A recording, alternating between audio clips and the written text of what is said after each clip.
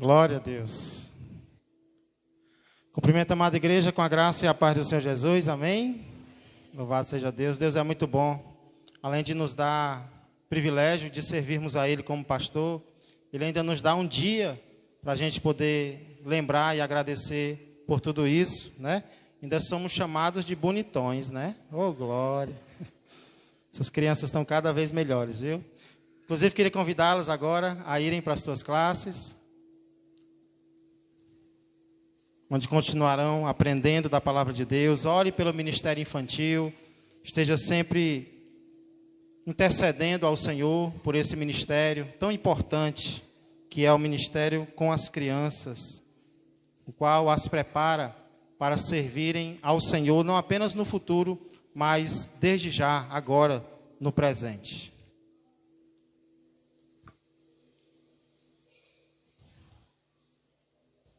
Glória a Deus. Eu trouxe a minha, e eu ia... Não é a minha, eu pedi emprestado. Mas eu trouxe e eu ia pedir para cada um de vocês trazerem uma também.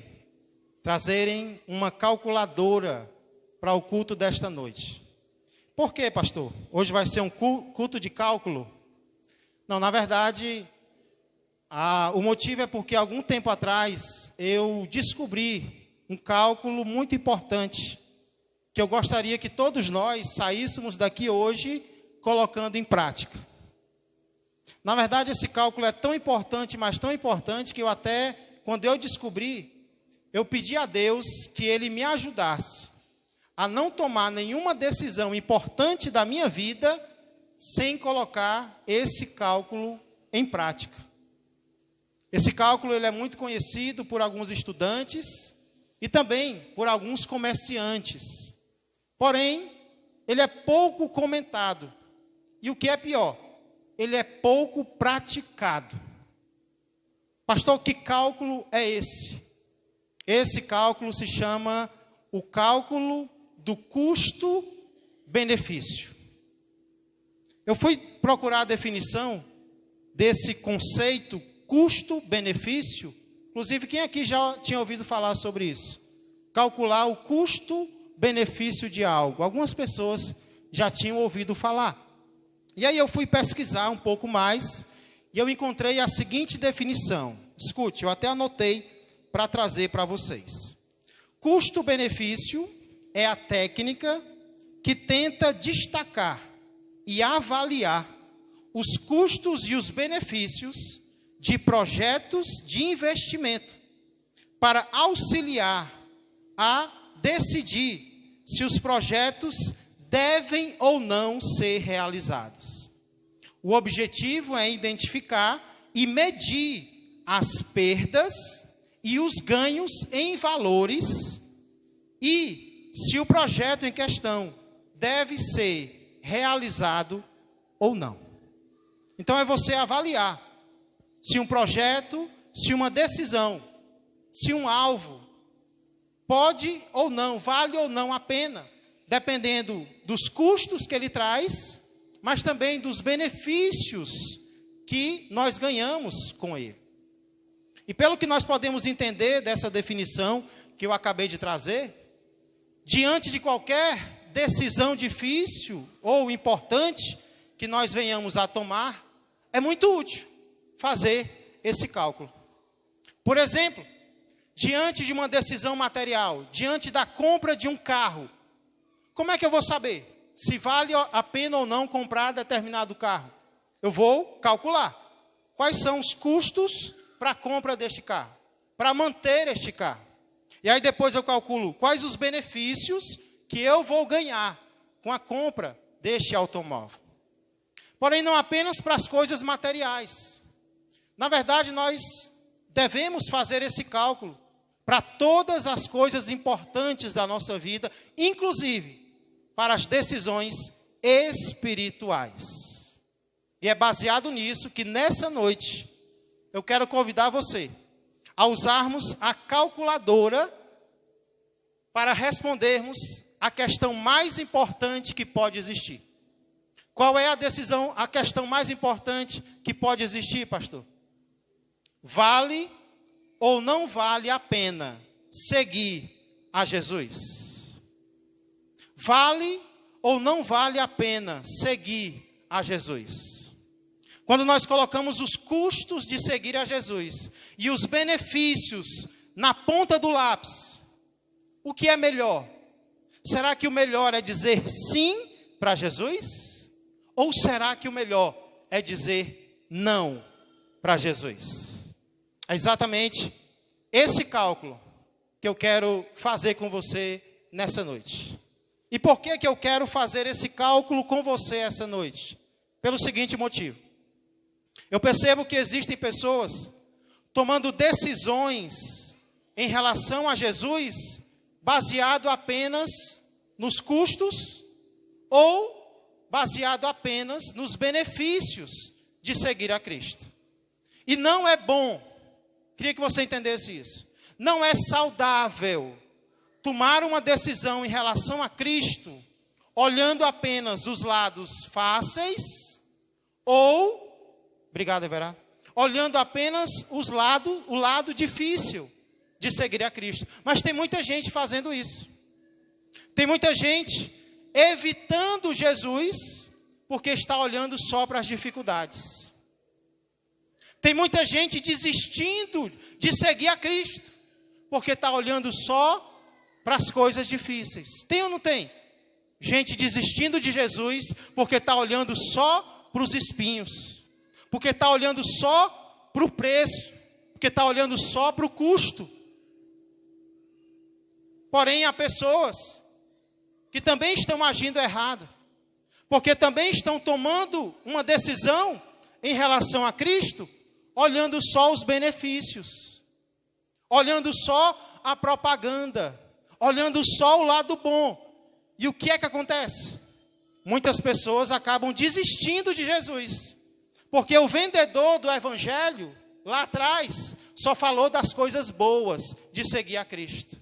E nada na vida tem só o lado fácil. Tudo na vida tem o lado bom, mas também tem um lado difícil. É ou não é? Amanhã é o dia de quê? De quê? Os homens já esqueceram, né? Os homens já esqueceram, mas dizem que amanhã, dizem não, amanhã é o dia dos namorados. E casar, vale ou não vale a pena casar? Casar tem os custos? Tem. E como tem, viu? Casamento tem custo? Tem. Casamento tem sacrifício? Tem. Tem decisões que tem que tomar? Tem.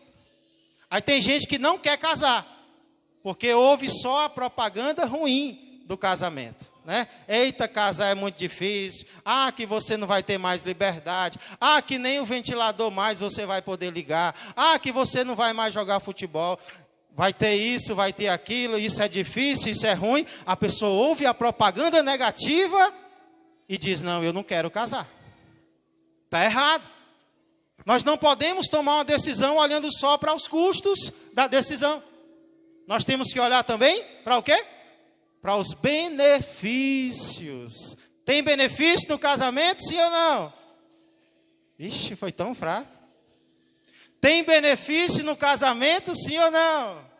Sim, tem benefícios, tem muitos benefícios. Não vou nem citar, porque são muitos, né?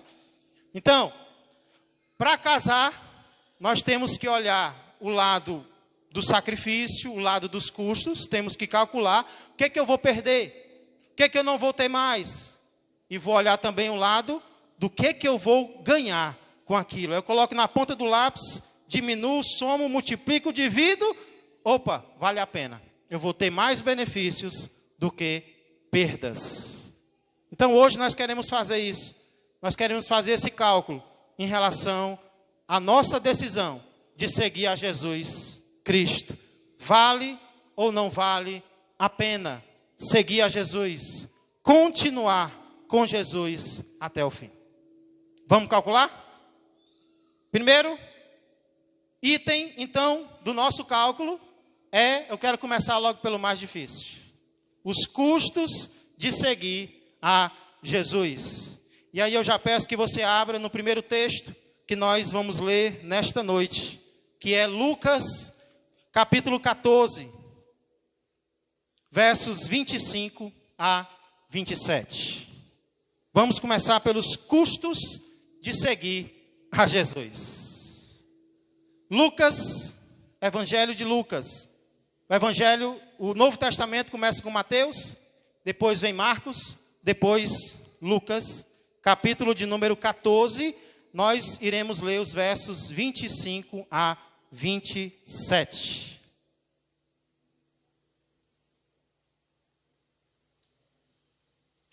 Se você já encontrou, acompanhe comigo o que diz a palavra de Deus. Evangelho de Lucas, capítulo de número 14, versos 25 a 27, dizem assim: Grandes multidões o acompanhavam, e ele, voltando-se, lhes disse: Se alguém vem a mim e não aborrece a seu pai, e mãe, e mulher, e filhos, e irmãos, e irmãs, e ainda a sua própria vida, não pode ser meu discípulo.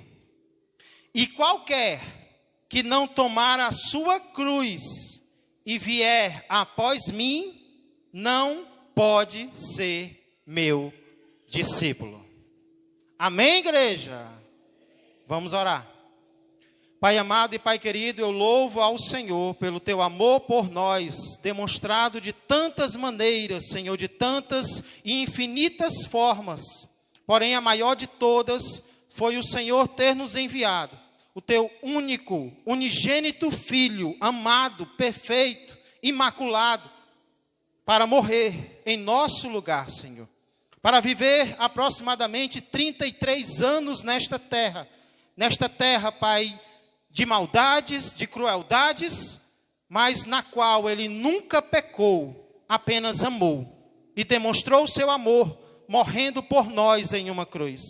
Este é o amor maior, Pai, do qual nós queremos falar nesta noite. Tem misericórdia de nós, envia o teu Espírito Santo para falar ao nosso coração, Pai, não apenas aos nossos ouvidos. Nós queremos que o Senhor fale ao nosso ser mais profundo, Pai, a nossa alma, para que possamos tomar nesta noite a decisão certa. Aqueles que ainda não decidiram te seguir e aqueles que já decidiram, Pai, que saiamos daqui tendo tomado a decisão correta, que te agrada e que nos salva. Pois é no nome de Jesus que eu peço e já agradeço. Em nome dele, amém, amém e amém. Glória a Deus.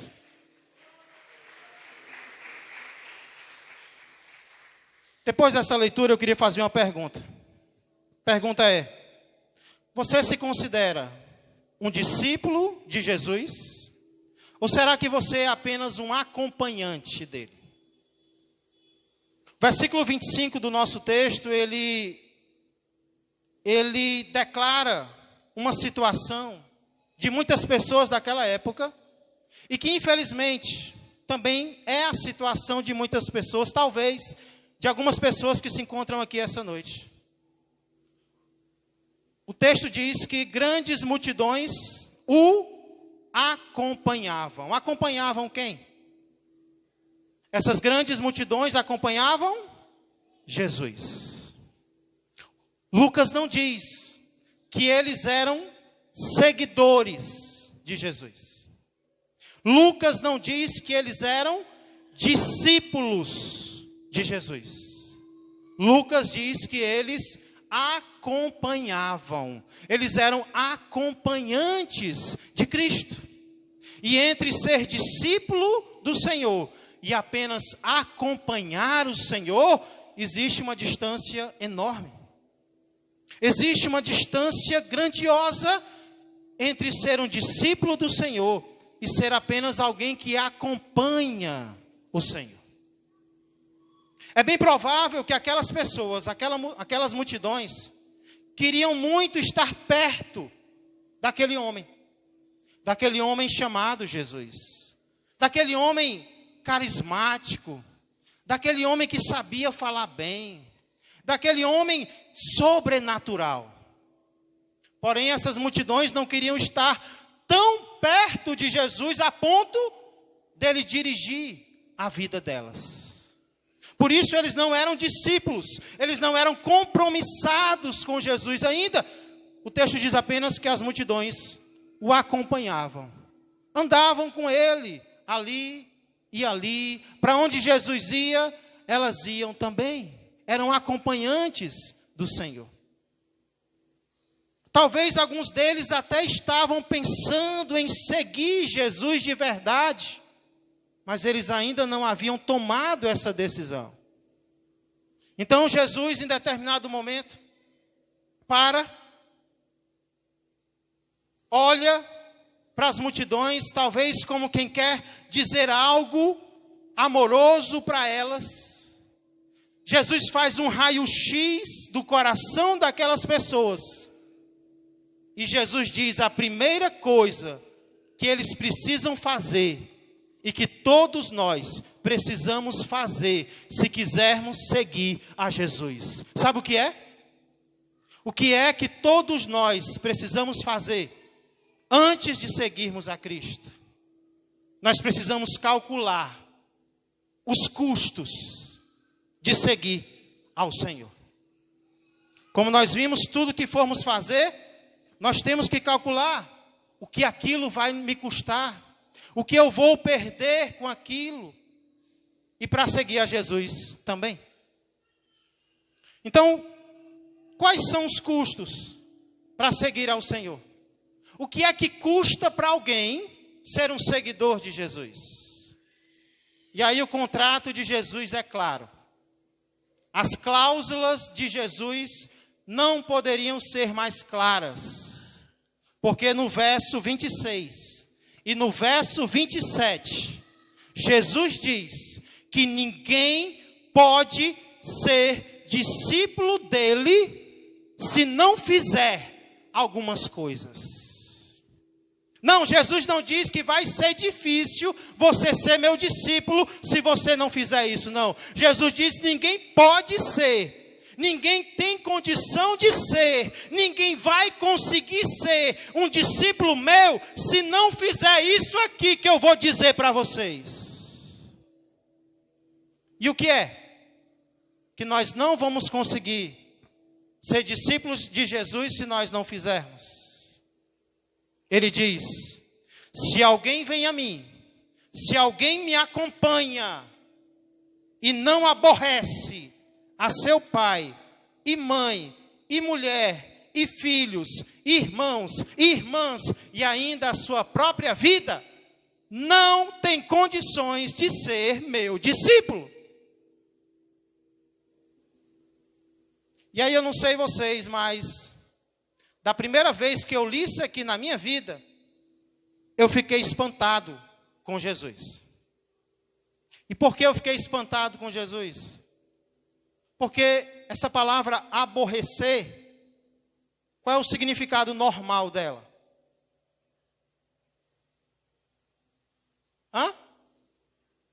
O quê? Aborrecer. Eu aborreço algo. Significa o quê? Rejeitar. Se você for procurar no dicionário, uma das definições é odiar. Aí eu pensei, primeira vez que eu li isso aqui, quer dizer, Jesus, que para eu ser discípulo do Senhor, eu vou ter que odiar o meu paizinho? Eu vou ter que odiar a minha mãe? Eu vou ter que odiar os meus parentes? Eu vou ter que odiar a minha família? Porque se eu não odiar com ódio mortal, eu não vou poder ser discípulo do Senhor. Peraí, que agora o Senhor me confundiu. E aí eu achei que Jesus estava... Cheguei a me perguntar, será que Jesus está se contradizendo? Mas Jesus nunca se contradiz. Como é que aqui ele diria que para ser discípulo dele eu tenho que odiar alguém, a minha família? Se em outros textos ele vai repreender justamente aqueles que não amam os seus pais. Ele vai repreender os fariseus, porque os fariseus não honram os seus pais. Aí como é que num texto Jesus vai mandar honrar os pais, e aqui Jesus vai mandar odiar os pais? Jesus se contradiz, igreja? Jesus se confunde? Numa hora ele diz uma coisa, na outra hora ele diz outra? Não. E foi aí que eu fui pesquisar e eu entendi que aborrecer aqui nesse texto não significa odiar.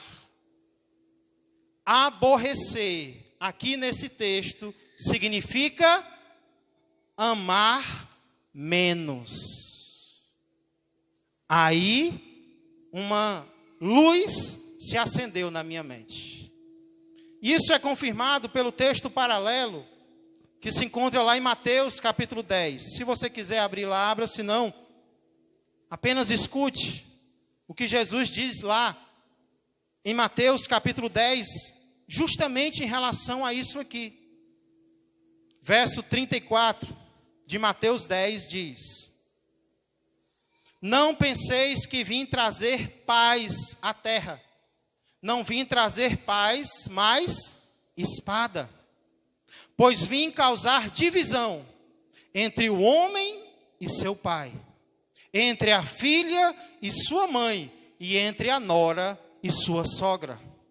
Assim os inimigos do homem serão os da sua própria casa. Aí no 37 ele diz: quem ama seu pai ou sua mãe mais do que a mim, não é digno de mim.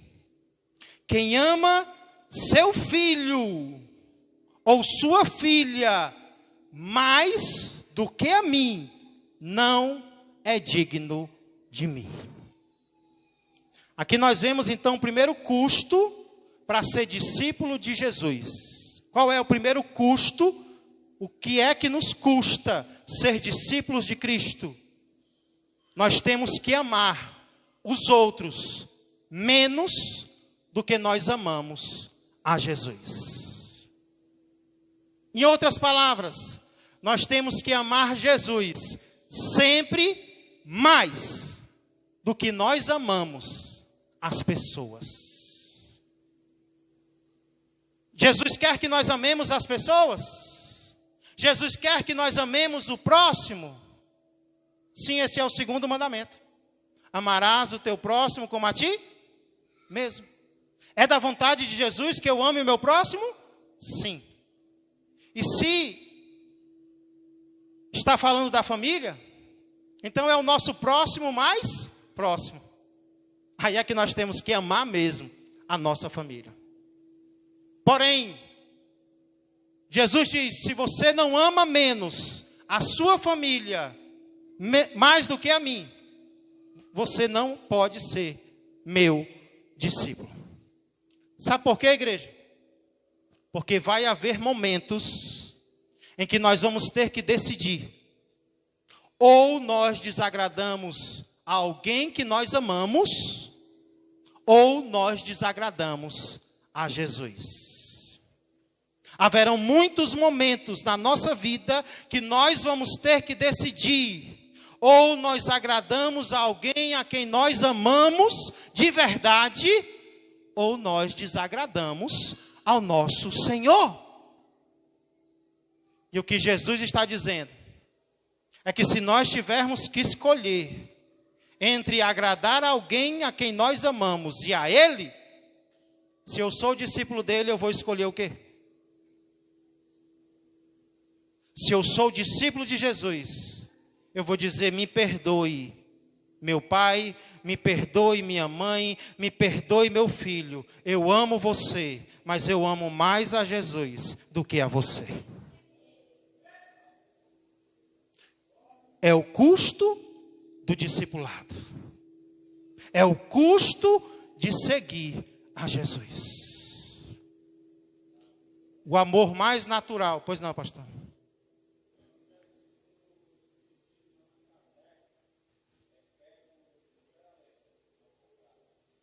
É mesmo, de odiar, pastor? Sabia não. O pastor está O pastor Salles está explicando que existe uma religião que usa ao pé da letra mesmo de aborrecer, de odiar. Eu não sabia.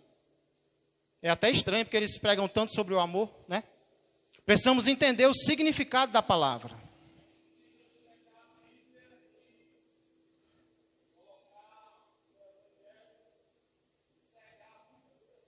Com certeza.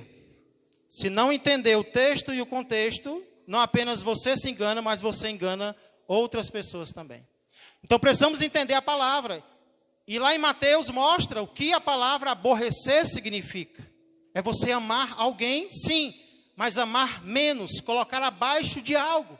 E nesse caso, o nosso amor, inclusive o nosso amor intuitivo, o nosso amor natural pela família, ele é importante? É. Ele tem que ser desenvolvido? Tem.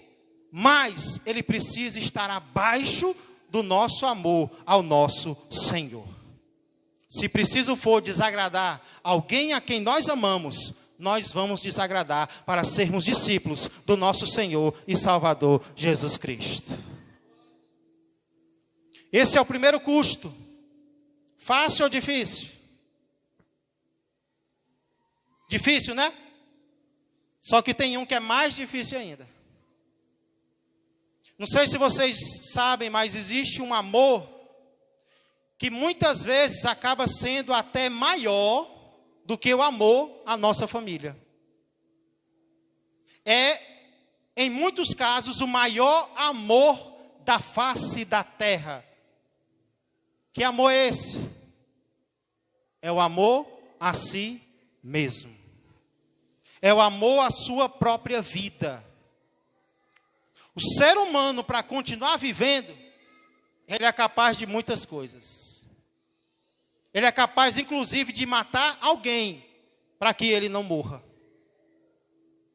Não sei se vocês já perceberam, mas um animal que é pego em uma armadilha, ele está disposto a arrancar um membro do seu corpo e deixar na armadilha para ele conseguir sair vivo. Ele arranca uma perna, se preciso for, para ele não morrer. Um animal. E o ser humano é diferente? O ser humano é capaz de arrancar uma perna doente para continuar vivendo. O ser humano é capaz de arrancar um braço doente, um olho doente, transplantar um coração doente para continuar pisando nessa terra aqui, ó. O amor à vida, em muitos casos, é o maior amor que existe na terra. Ah, pastor, mas eu não tenho medo de morrer, não. Eu creio que tem gente que não tem medo de morrer. Mas muita gente que diz, eu não tenho medo de morrer, nunca passou pelo risco da morte, para dizer. Porque quando passar, aí vai poder dizer, eu passei e não tive medo. Então, na terra, muitas vezes, o maior amor que existe é o amor à vida. Mas Jesus diz que o nosso amor a Ele tem que ser maior do que o amor a nós mesmos. E quem não aborrece, olha o segundo custo de ser discípulo de Jesus. Primeiro, eu tenho que amar os outros menos do que a Cristo. Segundo, eu tenho que me amar menos do que a Cristo. Voltando lá para Lucas, nós vemos isso, tanto no final do verso 26, quando ele diz, e ainda a sua própria vida não pode ser meu discípulo, como também no verso 27, quando ele diz, e qualquer que não tomar a sua cruz e vier após mim, não pode ser meu discípulo. Então, o nosso amor a nós mesmos, esse é o custo. Tem que estar abaixo do nosso amor a Jesus. E o que é que isso significa? Significa que muitas vezes nós vamos ter que abrir mão, por causa de Jesus, de algo que nós queremos. Por causa de Jesus, nós vamos ter que abrir mão de algo que nós gostamos. de algo que nos dá prazer, de um sonho que nós temos, de um projeto que nós temos, de um pecado que nós temos e que nós não queremos abandonar. Porque se eu colocar a mim mesmo acima de Jesus, quem diz a Ele? Eu não vou ser discípulo verdadeiro. Eu tenho que dizer não para mim mesmo. Eu tenho que dizer não para as minhas vontades. Eu tenho que dizer não para os meus prazeres. Eu tenho que dizer não para os meus sentimentos. Eu tenho que dizer não para mim mesmo. É fácil ou é difícil, igreja? É tão difícil, mas tão difícil, que essas exigências de Jesus, às vezes nos fazem até perguntar: que direito Ele tem de exigir isso aqui de nós? Que direito Jesus tem de dizer que eu ame a Ele mais do que o meu pai, do que a minha mãe, que me amam tanto? Que direito Jesus tem de dizer que eu ame mais a Ele do que a minha vontade de fazer algo na vida, um sonho que eu sempre tive? Eu tenho que amar a Ele mais do que o meu sonho, do que o meu projeto, do que a minha vontade. Se Jesus tem direito, o que é que Jesus pede de nós que Ele não tem o direito de pedir? O que é que um criador pede da sua criatura que ele não tem o direito de exigir? Se foi Ele que nos criou, se nós somos dele, ainda mais se o que Ele pede é para o nosso bem, nós vamos reclamar de quê? E além de ser o nosso criador, não esqueça que Jesus é o nosso exemplo. Jesus não é daqueles que só fala, não. Antes de exigir algo de nós, primeiro Jesus fez por nós. Por exemplo, Ele diz: me coloque acima dos seus. E eu pergunto, não foi isso que Ele fez quando esteve na terra? Ele não colocou os projetos do seu pai acima da sua própria família terrena? Ele não colocou os projetos do pai acima da sua própria mãe, acima dos seus irmãos, acima daqueles a quem Ele amava? Sim ou não, igreja? Jesus exige que coloquemos o amor a Ele acima do amor à nossa vida. E eu pergunto se não foi isso que Ele fez por mim e por você. Se não foi isso que Ele fez na cruz do Calvário, suportando angústias, suportando a cruz, suportando a morte, porque era da vontade do Pai. Ele aceitou a morte por causa da vontade do Pai. O que é que Ele não pode dizer para mim e para você? Faça isso que Ele mesmo não tenha feito. Jesus não se matou. Jesus se entregou em uma cruz por amor a mim, por amor a você. E eu dou graças a Ele porque Ele fez isso. Senão as chamas do inferno iriam consumir a minha vida.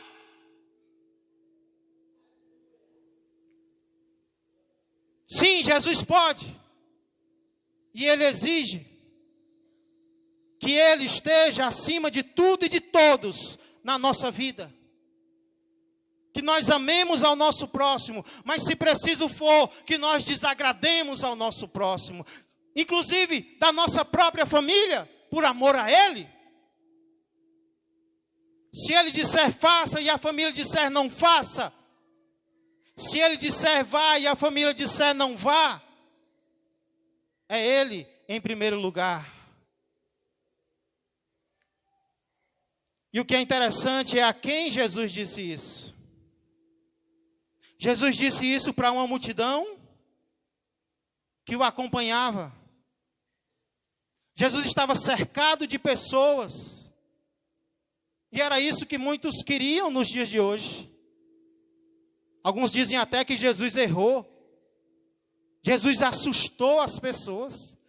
Era para ele ter deixado para ter dito isso depois. Ele vai falar dessas dificuldades agora. Por que que Jesus fala dos custos de segui-lo para uma multidão que estava pensando se ia segui-lo ou não? Sabe por quê?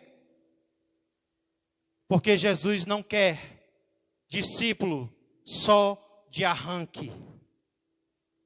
Jesus não quer discípulo só de começo. Jesus não quer discípulo que começa hoje e termina amanhã.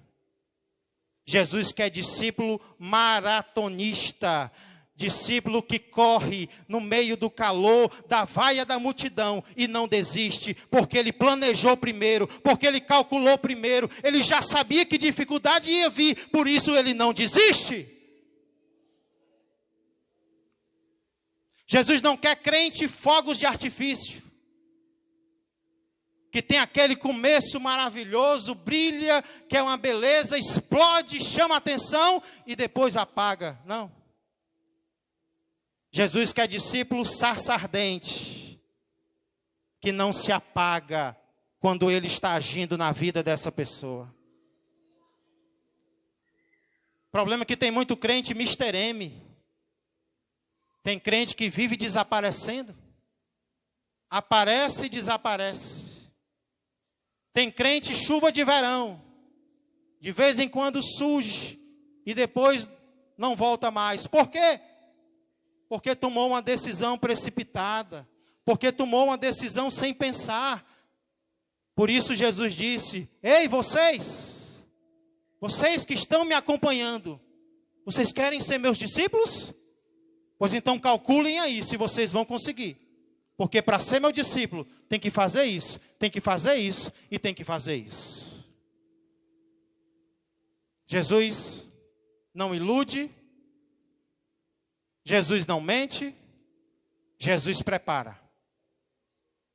Primeiro cálculo que nós precisamos fazer para decidirmos se vale ou não a pena seguir a Jesus são os custos de seguir a Ele. Quais são os custos? Amar os outros menos, amar a mim mesmo menos. E talvez se acabasse aqui, nós chegaríamos logo à conclusão de que eu não consigo, não vale a pena. Porém, ninguém toma uma decisão baseada apenas nos custos. E é por isso que agora nós veremos também os benefícios de seguir a Jesus. Seguir a Jesus tem custo, igreja? Sim ou não? Mas será que só tem custo? Será que só tem peleja? Será que só tem dificuldade? Ou será que também tem recompensa? Será que também tem ganho? Será que também tem benefício? Parece que essa era a dúvida de um homem chamado Pedro. E a dúvida de Pedro e a resposta de Jesus para a dúvida dele estão na segunda passagem, que eu quero convidar você a abrirmos nessa noite. Também em Lucas, capítulo de número 18. Já vimos quais são os custos para seguir ao Senhor. E agora, para tomarmos uma decisão acertada, nós precisamos ver também quais são os benefícios de seguir ao Senhor. Lucas capítulo 18, versos 28 a 30.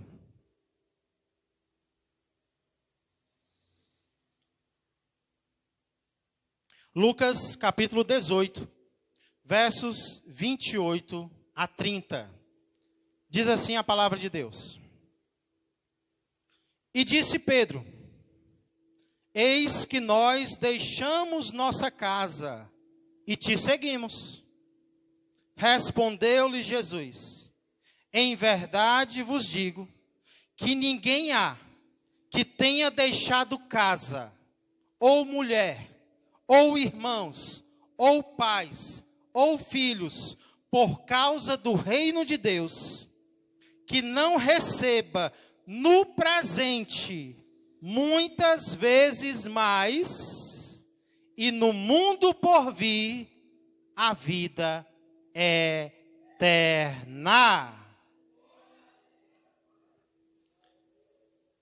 Vocês sabem que Pedro sempre era o mais linguarudo de todos.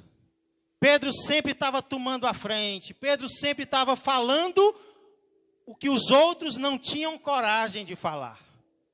Os outros queriam falar, mas era Pedro o porta-voz dos outros discípulos. Então Pedro, depois que o jovem rico abandona a proposta de Jesus para segui-lo, Pedro diz: Jesus, nós deixamos a nossa casa e te seguimos.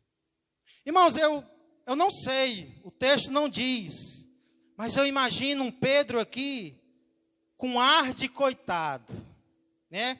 Aquele Pedro fazendo aí meio palmo de beiço. E como se dissesse para Jesus: Jesus,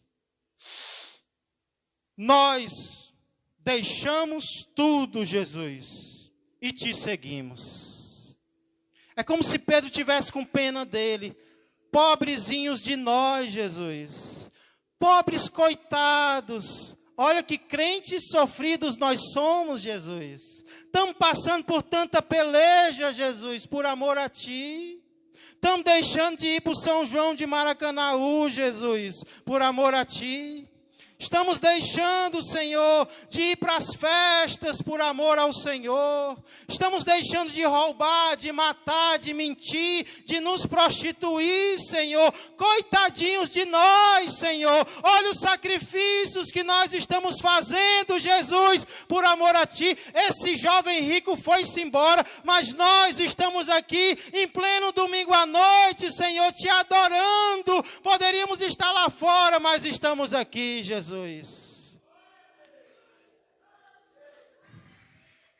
Tem muito crente assim, não tem? Agora mesmo? Tem muito crente com pena de si, não tem? Tem muito crente achando que está fazendo muita coisa para o Senhor. Ah, como eu sou esforçado. Ah, como eu sou coitado. Ah, como eu faço sacrifícios.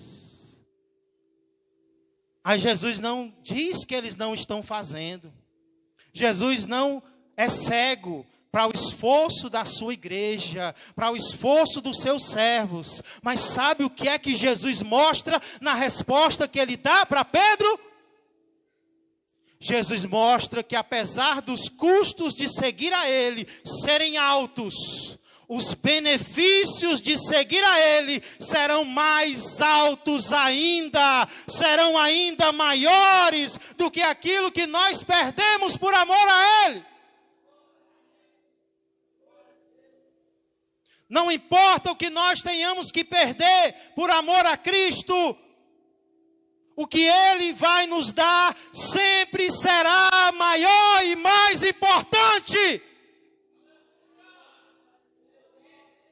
Nenhum crente é pobrezinho, nenhum crente é coitadinho. O que nós fizermos para Ele, Ele vai nos recompensar.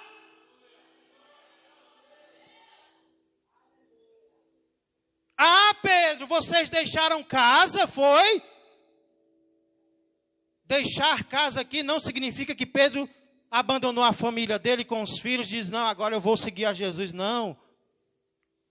O que está falando aqui é que Pedro e os discípulos tinham um ministério itinerante. Jesus os chamou para segui-lo enquanto ele pregava. Enquanto eles viajavam com Jesus, muitas vezes as famílias não iam. Muitas vezes a esposa ficava em casa, muitas vezes os filhos ficavam em casa e os discípulos ficavam com Cristo. Não dava para levar a família toda. Ou seja, os discípulos estavam colocando Jesus acima até das famílias deles. Eles amavam as famílias, sim. As epístolas vão mostrar o amor dos discípulos pelas famílias deles. Mas Jesus chamou para uma obra e eles estavam lá na obra. Deixava a mulher em casa, deixava os filhos em casa, dava um beijo na testa, saía e dizia: se Deus quiser eu volto. E aí Jesus diz, vocês deixaram casa para me seguir, vocês deixaram a mulher de vocês em casa, os filhos de vocês em casa, pois deixa eu dizer algo para vocês. Deixa eu mostrar algo que vocês não estão conseguindo enxergar. Ninguém não tem exceção, que tenha deixado casa, ou mulher, ou irmãos, ou pais, ou filhos, por causa do reino de Deus, que não receba no presente. Começa agora. Muitas vezes recebe o mesmo tanto, Jesus diz. Igreja, eu faço algo para Deus e Deus me devolve na mesma moeda. É isso? Não. Deus não perde para ninguém em generosidade. Se eu faço 1, Ele me devolve 10. Se eu faço 10, Ele me recompensa com 100. Se eu faço 100, Ele me recompensa com 1000. Porque Ele não perde para ninguém em generosidade. Faça algo para Deus, que Deus não vai dar na mesma moeda. Ele vai dar em uma cédula infinitamente maior. Inclusive lá em Marcos, o texto paralelo, vai usar a palavra cêntuplo. O que é cêntuplo, irmão Nonato? 100 vezes mais. Por aí você calcula. Você faz um sacrifício para Deus? Não fica com pena de você, não. Se ache inteligente. Porque você está fazendo um sacrifício, um esforço para receber 100 vezes mais. Quando? Quando, igreja? Começa quando? Só quando a gente morrer, Não, começa aqui. Jesus diz, nessa vida. Só que não para aqui. Ele diz, e no mundo por vir, a vida eterna. Tem muita coisa que o dinheiro não compra. E uma delas é a vida eterna. A mega sena acumulada é um grão de areia na praia do futuro, comparado com a vida eterna que Deus promete para quem segue a Ele. Não tem dinheiro no mundo que pague morar no céu com o Senhor pela eternidade inteira. E Ele diz, vocês deixaram tudo por mim, pois eu vou dar para vocês a vida que não acaba mais.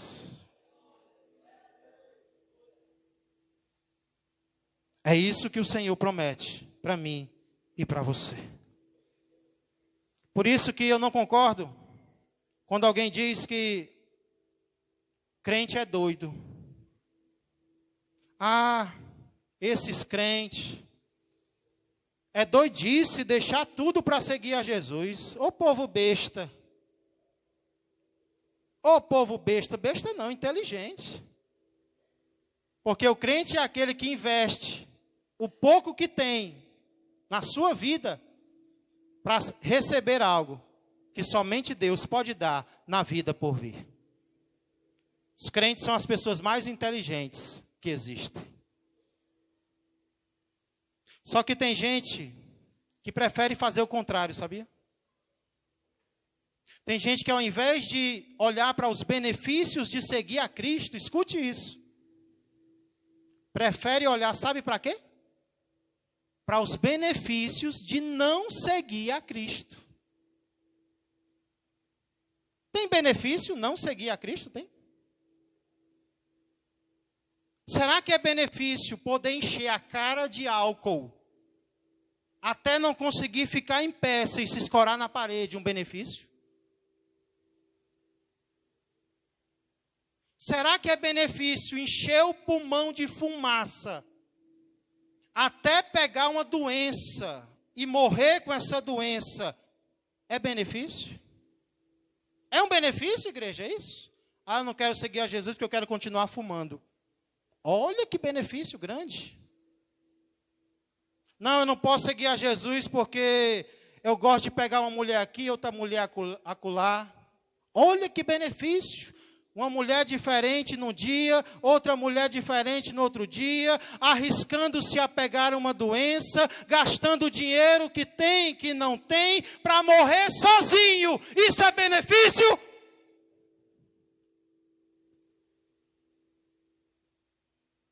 Será que é benefício ir para uma festa da nossa cidade e passar a noite em pé, gastando dinheiro que tem, que não tem, vendendo os móveis de casa, para chegar em casa tarde e passar a manhã seguinte com ressaca, devendo a tudo, com tristeza no coração? Será que isso é benefício? Se alguém quer chamar isso de benefício, eu lamento muito. Porque benefício para mim é ter paz, é ter tranquilidade, é ter alegria no coração, é poder acordar com a consciência tranquila, é ter alguém do seu lado que Deus colocou lá, é ter um trabalho honesto, é alguém ligar no seu trabalho e dizer: eu descobri tudo, e você ter a consciência tranquila de que aquilo foi um erro de ligação, porque não tem nada para descobrir na sua vida. É isso que é benefício. É ter Jesus no coração. Tem gente que acha que é benefício o pecado. Pecado que mata, pecado que destrói. Mas aí, se quer calcular o benefício de não seguir a Jesus, calcula o preço também. Não seguir a Jesus tem preço? Ora, se Jesus vai dar a vida eterna a quem o segue, quem não segue vai receber o quê? Não é a vida eterna, é a morte eterna. Esses, portanto, são os altos custos de seguir a Jesus e os benefícios ainda mais altos. E agora, só resta tomarmos uma decisão antes de sairmos daqui essa noite. E a decisão é, calculando os custos, as dificuldades e também o que Ele promete fazer na minha vida a partir de agora, e não apenas agora, mas pela eternidade inteira, qual é a melhor decisão a tomar? Qual é a decisão? Eu já tomei a minha. E hoje eu reforço a decisão que eu tomei. Hoje eu estou mais decidido ainda do que há dezenas de anos atrás, quando eu aceitei Jesus como meu Senhor e Salvador. E todo dia eu digo: Jesus, eu nem sabia disso, agora é que eu quero mesmo. Louvado seja o Senhor. Ah, pastor, mas eu não quero tomar a minha decisão hoje.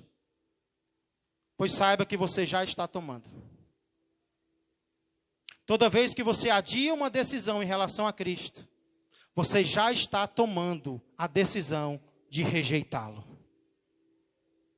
A outra decisão é recebê-lo como seu Senhor e como seu Salvador.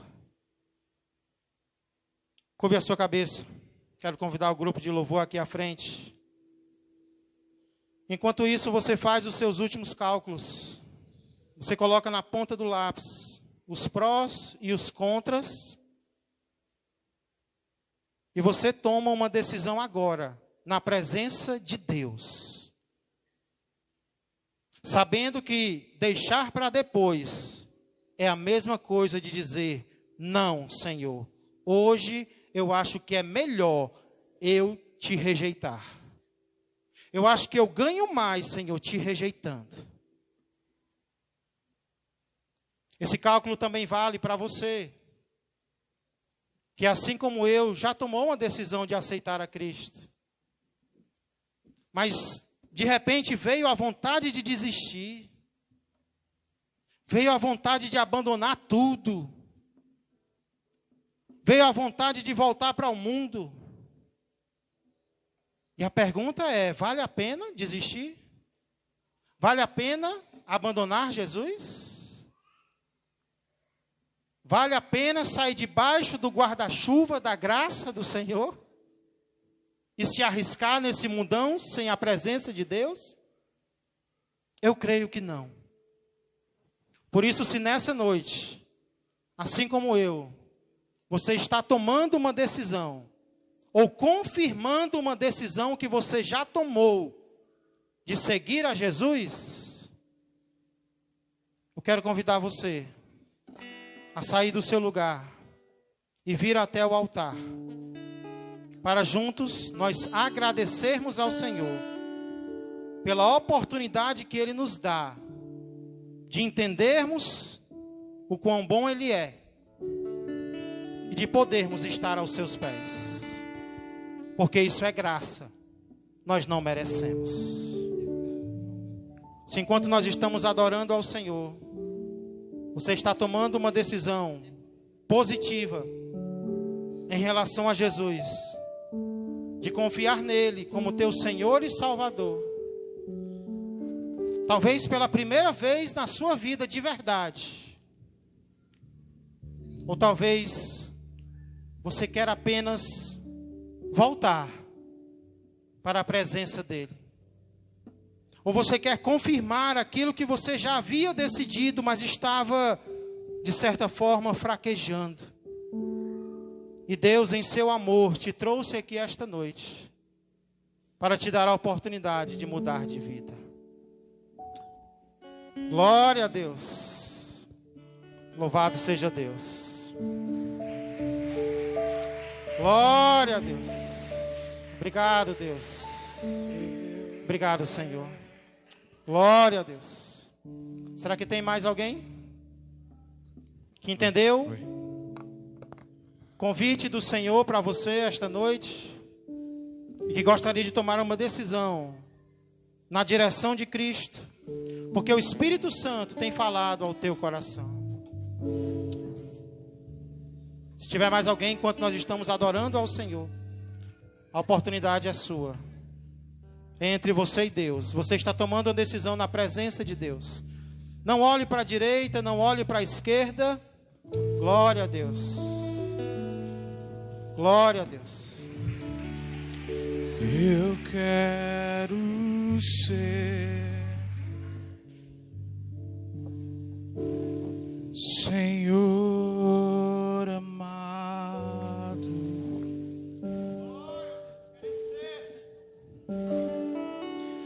como vaso nas mãos do oleiro.